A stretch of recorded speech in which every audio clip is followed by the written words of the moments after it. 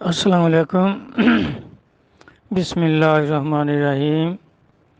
میرے پیارے بھائی، آپ نے یہ مولانا الیاس صاحب کا جو کلپ بھیجا ہے، ان کا ارشاد یہ سینڈ کیا ہے، تو میرا بھائی دیکھیں، غور سے سنیں ان کی بات کہ پوچھنے والا پہلے حوالہ دے رہا ہے کہ ایک صحابی گائے خرید کر لایا تو اس نے آ کر نبی علیہ الصلوۃ والسلام سے عرض کیا کہ اس کے بارے میں کچھ ارشاد فرمائیں کہ دوسروں کے حصے ہو سکتے ہیں نہیں ہو سکتے، اور آگے اس کی تقریر شروع کر دی۔ تو اس نے بہار شریعت کا حوالہ دیتے ہوئے یہ فرما دیا کہ بھائی گائے خریدی ہے اور بعد میں آ کر اس نے دوسروں کے حصے شامل کر لیے، 6 آدمیوں کو شامل کیا، تو یہ قربانی مکروہ ہو گئی، اور پھر فرمانے لگا کہ مکروہ تحریمہ ہو گئی، اور تقریر کے اخیر میں پھر خود ہی فرما رہا ہے کہ وہ میری غلطی تھی، میں نے مکروہ تحریمہ کہہ دیا، مکروہ تحریمہ نہیں، صرف مکروہ۔ بھائی دیکھیں، اب کیا گارنٹی ہے کہ اب جو کہہ رہا ہے وہ صحیح ہے؟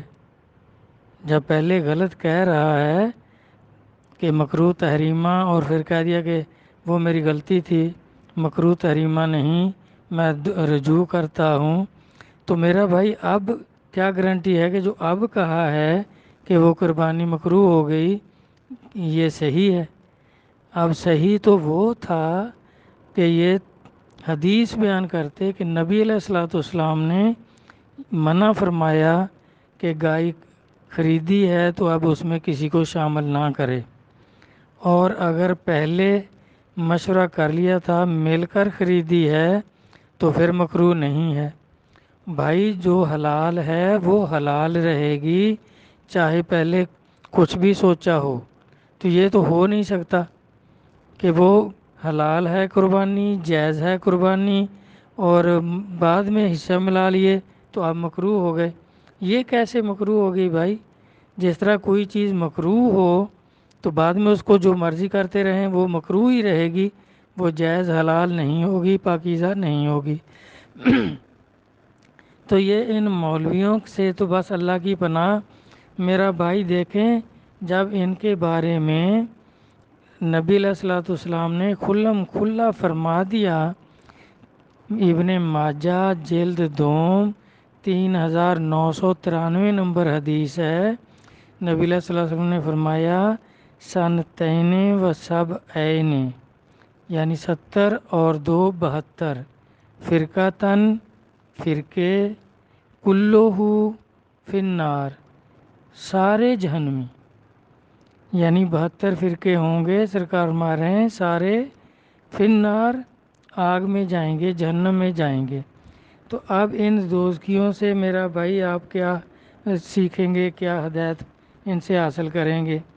تو اب اس کو چاہیے تھا نا کہ یہ اگر فیصلہ فرما رہا ہے، ازالہ فرما رہا ہے قربانی کے بارے میں، تو نبی علیہ الصلوۃ والسلام کی حدیث پاک بیان فرماتے کہ جی سرکار نے فرمایا ہے کہ اگر آپ نے اکیلے خریدی ہے تو آپ کسی کو شامل نہ کریں، مکروہ ہو جائے گا۔ یہ اپنی طرف سے ہی کہہ رہا ہے، کیا یہ خود ان کو کس نے یہ اختیار دے دیا کہ جس چیز کو چاہیں جائز کر دیں، جس کو چاہیں مکروہ کر دیں، جس کو چاہیں مکروہ تحریمہ کر دیں؟ اب اگر کوئی اعتراض کرے اس کے ساتھ کہ بھئی یہ آپ نے کیسے مکروہ کہہ دیا، تو پھر یہ بھی کہہ دے گا یہ مجھ سے غلطی ہوئی، بھائی یہ مکروہ نہیں ہے، جس طرح پہلے کہہ دیا مکروہ تحریمہ نہیں ہے۔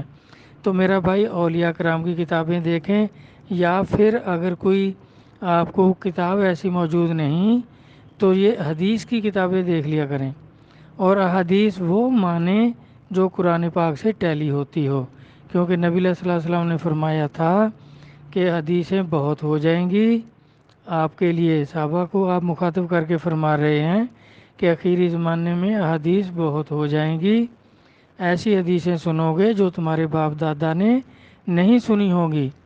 تو صحابہ نے عرض کی یا رسول اللہ، پھر ہم کیا کریں؟ اور میں ان کو قرآن پر پیش کرنا، اگر قرآن کے مطابق ہو تو تسلیم کر لینا ورنہ چھوڑ دینا۔ اور یہ نہ حدیث سے ٹیلی کر رہا ہے نہ قرآن سے ٹیلی کر رہا ہے، اپنی طرف سے ہی کہہ رہا ہے کہ یہ مکروہ ہے۔ پھر نبی پاک صلی اللہ علیہ وسلم نے کہاں کس حدیث میں فرمایا ہے؟ تو اس طرح میرا بھائی آپ خود حدیث دیکھ لیا کریں، قربانی کا باب نکالیں، اس میں احادیث موجود ہیں، دیکھ لیں، قرآن پاک میں دیکھ لیں۔ تو اس طرح ان مولویوں کی باتوں پہ نہ جائیں، یہ تو بس ان کی مرضی ہے، کچھ حلال کر دیں، ان کی مرضی ہے جو حرام کر دیں۔ آپ نے اپنی قبر میں جانا ہے، انہوں نے خود جہنم میں جانا ہے۔ تو یہ مولوی سارے جو فرقے ہیں، دیکھیں اللہ نے منع فرمایا فرقے نہ بناؤ، ولا تفرقوا، اور قرآن پاک میں کتنی جگہ فرمایا کہ فرقوں میں نہ بٹنا، فرقے نہ بناؤ، اور نبی علیہ الصلوۃ والسلام نے فرما دیا، تشریح فرما دی کہ 72 فرقے ہوں گے، سارے دوست ہی ہوں گے۔ نہ یہ فرقے بنانے سے ہٹے ہیں، بناتے جا رہے ہیں، نئے سے نیا فرقہ کھڑا کر رہے ہیں، اور پھر بزرگوں کی، اولیاء کرام کی یہ مخالفت کرتے ہیں، خود ہی ولی بن جاتے ہیں، اور خود ہی کتابیں اپنی لکھ لی ہیں۔ اللہ تعالیٰ قرآن پاک میں یہی فرما رہے ہیں نا کہ سورۃ بقر 78 79 80 81 4 آیات ہیں، ان میں فرماتے ہیں کہ یہ صرف زبانی پڑھنا جانتے ہیں مولوی یا حافظ جو ہیں، ان کو قرآن کا شعور نہیں ہے، خود کتابیں لکھتے ہیں، کہتے ہیں یہ بھی آسمانی کتابیں ہیں۔ اب ان کی فضائل اعمال اور کتنی جتنے بھی یہ تبلیغی جماعت والے مولوی، یہ دعوت اسلامی والے مولوی، یہ احمد رضا صاحب مولوی، بریلوی مولوی، اشرف علی صاحب دیوبندی مولوی، یہ انہوں نے کتنی سب ان کی کتابیں پڑھتے ہیں، ان کے فرقوں کے مولوی جو ہیں، اور اہل حدیث جو ہیں وہی دزما کی پڑھتے ہیں۔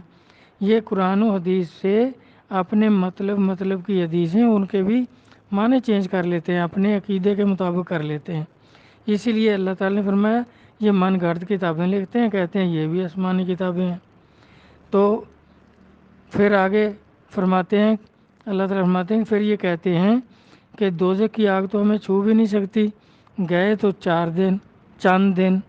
اللہ تعالیٰ آگے فرماتے ہیں کیا میرا ان سے کوئی وعدہ ہے کہ میں ان کو دوزخ سے نکالوں گا؟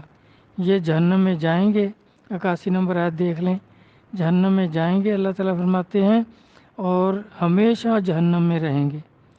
تو میرا بھائی جن کے بارے میں اس طرح قرآن و حدیث میں اللہ رسول کے فرمانات کھلم کھلا موجود ہوں کہ یہ دوست کی ہیں، تو پھر بھی آپ ان سے اپنے مسئلے حل کرواتے ہیں۔